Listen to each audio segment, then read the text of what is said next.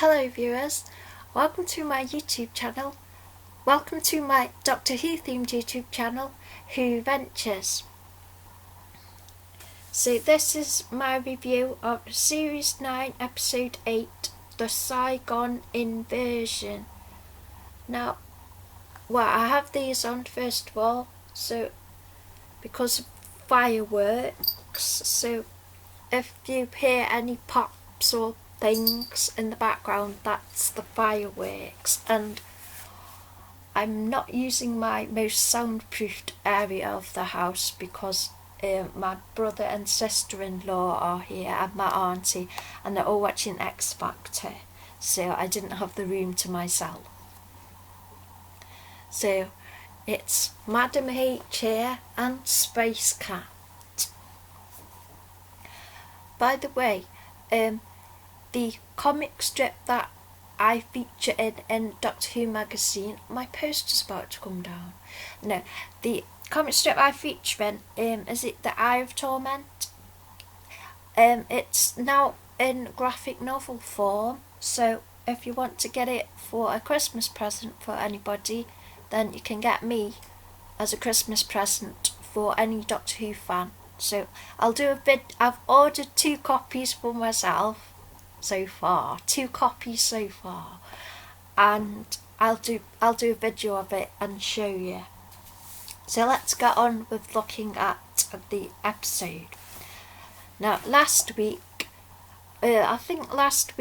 my distress in my video was partly being really tired, because I tend to, when I do YouTube sometimes, I tend to get very enthusiastic and do a ton of videos at once, and then tend to stay up all night to get everything uploaded. I'm not very good at pacing.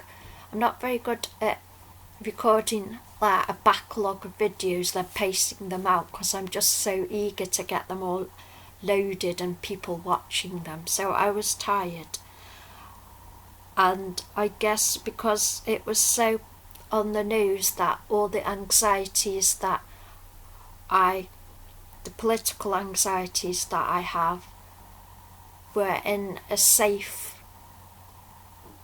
programme for me, that I was a bit upset. But I did watch the repeat, the very early morning late night repeat, which I think was possibly on the Thursday to Friday evening, and I watched it with a lot calmer frame of mind, and I understand a bit more about that particular episode now. So my rating for the Zygon Inversion is 9 out of 10. Now it didn't quite get a 10 because I personally was not feeling how my body feels and how I feel inside when I give something a 10. So it gets a 9 out of 10 because it was very good. Now we had the previously bit, and then there was the light flashing on the Clara pod, and then Clara is in a stasis dream because she's in this stasis pod. And I really like when they do dream world stuff, because I wish I could introduce you into my dreams, but I can't. And it's just when your dreams are so powerful and you have such lucid dreams, and you can do so much directing and changing and engineering of your dreams, it makes it so much fun, so cool to see it reflected on sci-fi programs, and especially Doctor Who. So I love dream stuff. Yes, Jack, we're doing the video, aren't we? You'll stay do the video with me, and then you can have your treats, okay? Yes, sweetheart. So when you see dreams in sci-fi, I just love it. So we have Clara going through her flat, and then the door's barred, and then the window's barred. And then, but then she goes to dream checks. Now, seems to be this thing on Sci-Fi, dream check. Look at the paper, read a newspaper. It's like, why is reading a newspaper the dream check of choice for people? My dream check is flight. I'm going to do a demonstration now of how I dream check my flight thing. So I'm going to spin you around. And I know, it's a mess. It's a mess. If I had a magic wand, excuse my plumpness. I feel really fat. Anyway, my dream check is, well, I can already feel the gravity, but my dream check is this. Ow. Put my ear defender back on. My dream check is this. And invariably, when I am dreaming, I move upwards and then move towards the ceiling and morph. Well, sometimes it's easy to morph through the ceiling. Other times I have to really think about it and have a couple of goes at it. And that's my dream check, which clearly is a lot more efficient than reading some words. Oh, but the word's changing. Oh, perhaps the words are changing. Am I reading it right? Just do this. I'm not lifting up from the floor. I'm awake, supposedly. Well, in the supposed awake state that humans are designated. So that's my dream check, and it's a lot more efficient than reading the paper. So, Clara starts to realise she can influence Zygon Clara. And I thought that was really cool, because in my lucid dreams, I have another layer of being inside my head, manipulating and engineering different factors in the dream, such as money, because I had a dream the other day I was shopping at the market and it was really fun, but it was in France, and I was like, in my head I was thinking, I don't know the exchange rate, I'm probably sure money, I don't know the exchange rate. So I ended over 20 because she said 15, but it turns out I needed to hand over another 10. So I changed it. Right. In my head I thought, right, whatever I pull out of my purse is going to be the exact money that I want. And that worked. So, and I did lots more shopping. And my husband was Ross Bulldog, and it was awesome. But anyway, so I really love the dream stuff. I just love dream stuff. But unfortunately, the dream Clara at the Zygon was a crap shot originally, but Dream Clara actually got it on target. So that was, maybe that's a bit of foreshadowing that Clara is very good and accurate at obliterating people. So a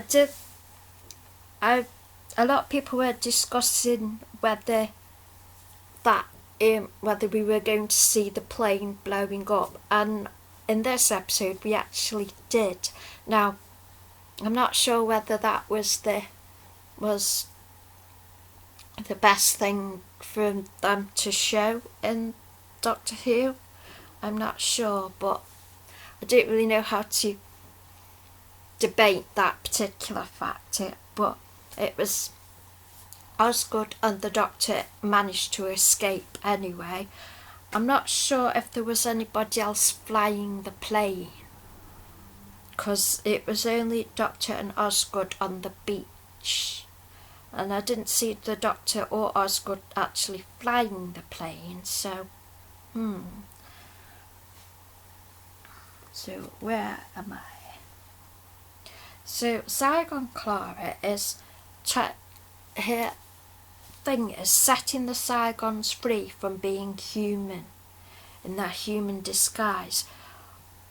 But the Zygon that she started to set free,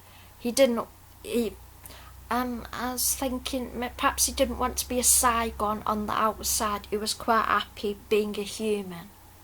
Or was it the other way around? I wasn't quite sure. So the Doctor and Osgood land on the beach, and he's got a Union Jack parachute.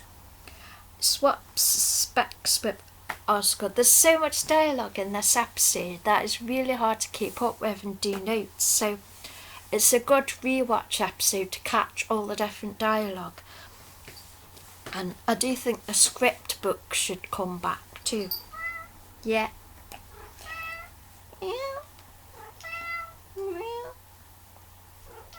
And then he says swap specs with Osgood, so she's got the Sonic specs. And he says, don't look at my browser history. And she says, oh.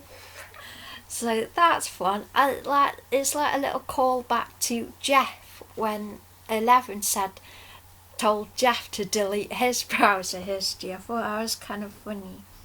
Then Osgood, she's a big fan of the Doctor, and the Doctor was worried about Clara. And the Stasis Clara is controlling the Zygon Clara, and she managed to text the Doctor. But the Doctor thinks Clara's gone, says she was amazing. Then Osgood says, not was, is. And then they've got a game. And it was like, hang on, I'll get to that bit. I'm getting ahead of myself. So I loved that the camera shot of Zygon Clara walking past the mirror, and we saw real Clara in her pyjamas from the stasis situation. I really liked that. And then the conceit of the story is that the Osgood box can wipe out all humankind, but it's the Osgood box because there's people somehow Zygon Clara is like freezing policemen and things, so and then those boys in front of that Zygon-y man, so they didn't respond. So don't know if she froze the people or if they were Zygons too. And then I liked her, the Doctor saying, oh, you want to invade a planet, plan it. And said, I like that, like when Stasis Clara where's my cat gone? What are you doing back there? Stasis Clara was trying to push through. She got the Zygon Clara to wink, and then the Doctor thought she was flirting, and he says, I'm getting a lot of mixed messages. I thought that was funny. He said, I'd love this next line. He said, I'm old enough to be your messiah. 2000. Oh, perfect. I love that line. It was so fun. And then Clara's hang on, my earphones. Clara says, don't let into your memories. And I love the Doctor smiling. It was really sweet. It's dazzling, isn't it? And then the Zygon, the man who was doing the shopping turned into Zygon. He was on the viral video on the internet. And then I liked how Clara linked heartbeats with the Stasis Clara because they were the same. And this relates to a little thing I saw on Gallifrey Base, where somebody brought up the picture of young Clara when 11 meets him in the playground, and young Clara's got 2 hearts on her jumper. So I sort of related it to that at that point. And then the Doctor and Osgood, they found the base, and then he was going to ask Clara some question and answers. And then the boxes in Unit H. Oh yeah, Clara's asking the other Clara question and answers. And then the boxes at Unit HQ in the Black Archive. And the Osgoods and the Doctor and Clara have access to the Black Archive, and the door's key to Clara's body print, so the Zygon can already get inside. And then there's these buttons inside the box that unmasks the Zygon. And then why is it called an Osgood box? And then we have Osgood and the Doctor chatting about what their first names are, and the Doctor, I presume he's joking, he's not really Dr. Basil, he's been watching a lot of Fawlty Towers, but her first name is interesting, it's Petronelli. Now, I haven't researched whether that actually has any meaning, but it sounded to me a bit like petrichor. So I thought that was cool. Then North America reporting back to High Command, and we think Kate's a Zygon, but she's not really a Zygon, she's pretending she's the Zygon. And then it was quite sad because the Zygon guy killed himself because he was quite happy living how he was living until the Zygon Clara forced his identity into the open, and he killed himself, which is sad. And then the plan, Zygon Clara's plan is to provoke a war. So then we get to the boxes, the 2 boxes, and it's called the Osgood box because there's 2 Osgoods and 2 boxes. And the boxes, there's a red one and a blue one, and inside both the boxes there's a button that says truth and there's a button that says consequences. And then so we get to, and then Kate's not the Zygon, says, how did you escape 5 rounds rapid?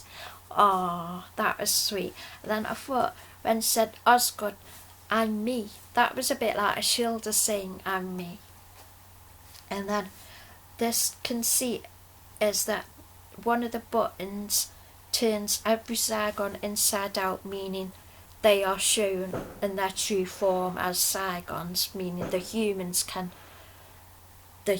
would like attack them, or the Zygons are just simply wiped out. So, and then the Doctor has a massive speech, but he's also doing this game show spoof with an American accent, which was, well, it was interesting. Except the sort of game show it felt like to me was more to me as British game show. It was a mixture of Deal or No Deal and Golden Balls. Now the Deal or No Deal with the 2 boxes first of all, and then we find out that both boxes have the decision, and that's like Golden Balls, because on Golden Balls they have a ball where that's got share, and then the other ball says you're going to take all the money, and they have to figure out from the opponent, if they both pick share they get equal share of the money. But if one picks share and somebody picks take all the money, they get the money. So I thought that was really cool. That was a bit like Golden Balls. And then the Doctor's speech in this is amazing. There's just so much, and it's pretty hard to just describe it in a review, because you just really need to actually watch the scene, because it was so brilliantly done, and the writing was brilliant, and it's just so appropriate to today, which is Remembrance Day. So it's very fitting scheduling, and I like to get down to sit down and talk, and exactly, because everybody on the planet needs to sit down and talk and stop fighting, because that's, so it turns out the boxes are actually empty, but he's got the Zygon Clara, he's got in there emotionally, because she's got Clara's face and she's got Clara's mind. And he says, and I liked how he related it back to the moment, and he said they both have similar thing of they let Clara Oswald get inside their head. So we've got Clara, original Clara, as the moral centre. But I'm nervous because we've heard this week from Stephen Moffat that Clara's going to do something horrific, shocking, and then surprise us. So I'm nervous. So then the ceasefire goes back in place. So you could, if you're criticising it, you could say that's a bit of a reset button. But the way the doctor did the speech and argued for it, I think excuses that solution, really. And I love that it says the TARDIS stands for totally and radically driving in space. I don't know what books he's reading at the moment, but I don't know where he's getting his lingo from. I thought that was funny. And then Clara, just get out of it. It says, see you at TARDIS, okay. So you can have a nice little moment with Osgood. And it says, so which one are you? And it turns out that the Zygon who was pretending to be Clara decided she's going to be Osgood, and they're both together again, and I thought that was really sweet. And then the doctor says, I'm a very big fan to Osgood. And then the doctor goes into the TARDIS with Clara, and he says Clara's wondering how upset he was that when he thought Clara was like dead, and he says it's the longest month of my life. And Clara says, it must have been only 5 minutes, and he says, I'll be the judge of time. And then the TARDIS dematerialised and received the two Osgoods and said, shall we have ice cream? Yes, let's have some ice cream. And then what shall we do after our ice cream? Same old, defending the earth. And then they have the inhalers. So I thought, that's a really nice positive message for any kids with asthma who have an inhaler that they take to school. They're going to be like superheroes now. So I thought it was really nice for the kids. So I really liked this episode, and it combines with the previous one, but I think this half of the story was a lot better than the first half of the story. So I really enjoyed it. The BBC did put a very spoilery video up on Friday about it that had the actual end scene of the two Osgoods again. So the BBC kind of majorly spoiled the episode before it went out. So try not to do that next time, BBC. So yeah, I shall have a good time talking about it on Gallifrey Base.